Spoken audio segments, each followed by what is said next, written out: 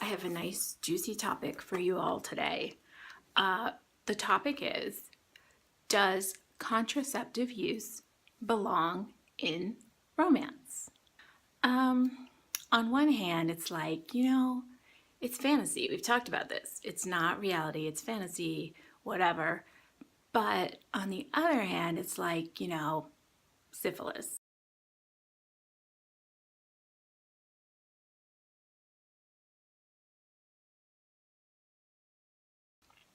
I personally, as an author, if you read me, you know that I do put contraceptive use into my sex scenes. I don't make a big deal of it. I'm not like, first he unwrapped the condom, then he positioned it at the tip of his penis, then he squeezed a little part at the top to prevent breakage and rolled it down. Like, I don't do that, but I'll just mention like, oh, she was on the pill, or he just grabbed a condom out of the side table. But there are also a lot of authors that I love and respect that are like, screw that, it's a fantasy. I'm not gonna freaking have them fumbling around for condoms. They're just gonna get caught up in the heat of passion and go for it. Which, every author has their way, and so readers will kind of know, like, that's just how that author does it. I prefer it to be there. If I don't see like some kind of at least hint of protection for the people before they're fluid bonded, I get really grossed out. And like, I'm the first to admit, like, I live in Atlanta, Georgia, which is like the herpes capital of the world, the gonorrhea capital of the world, like the HIV capital of the world, the syphilis, as yet undiscovered, whatever. It's the capital of every STD right here where I live. And so for me, I'm like, get you some protection. For other people, it puts a real damper on the story to bring in the realism of reaching for contraceptives or protective measures. Maybe you're gonna have some poor woman get knocked up against her will. I mean, some authors do that kind of shit.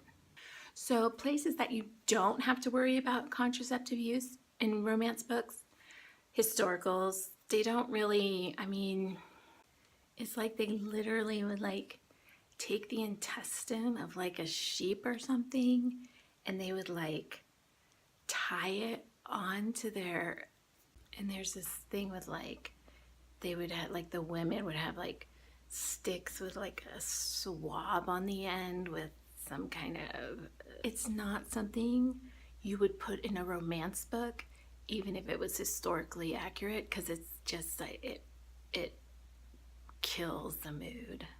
Something I learned recently is that, did you know, like in the 13th, 14th century and earlier, there was really no active sexually transmitted diseases going around?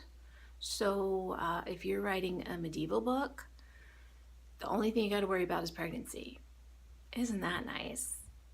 Well, and all the other things they had to worry about, like, the Black Plague and, constant marauding wartime knights and Highlanders and all that. But, don't worry about that. Syphilis and gonorrhea and HPV is not around yet.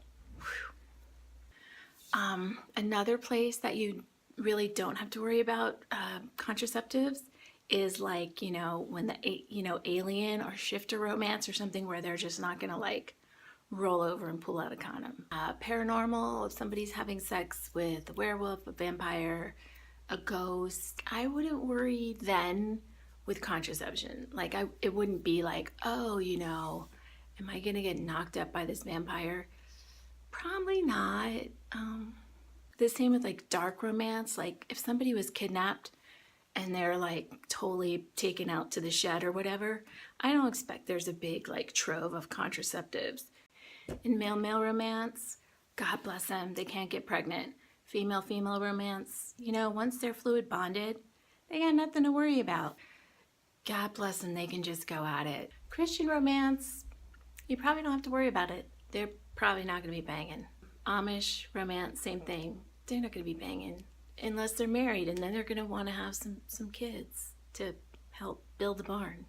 So to sum up, let's remember, It's fantasy. If there's not contraceptives in there and somehow she magically doesn't fall pregnant, it can happen. But if you're reading an author that decides to put in this, the nightstand with the condoms in it, that's great too. It shows us that you can use contraceptives, you can be protected, and it can still be sexy and hot and wild. Thanks for listening to my thoughts on this. It's something I think about a lot. Um, like I said, I live in Atlanta. They don't call it Hotlanta for nothing. It's very hot here, and I think maybe people spread herpes just by looking at each other. I don't know. I don't get close to people in the summer for that reason.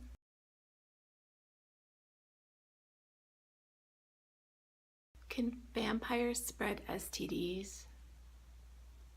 I, well, I, let's just say no. I mean, they're dead, right? So they couldn't have like a living virus inside them. I'm trying to think about this scientifically. Y'all, this is why I haven't written a vampire book, even though I really, really want to.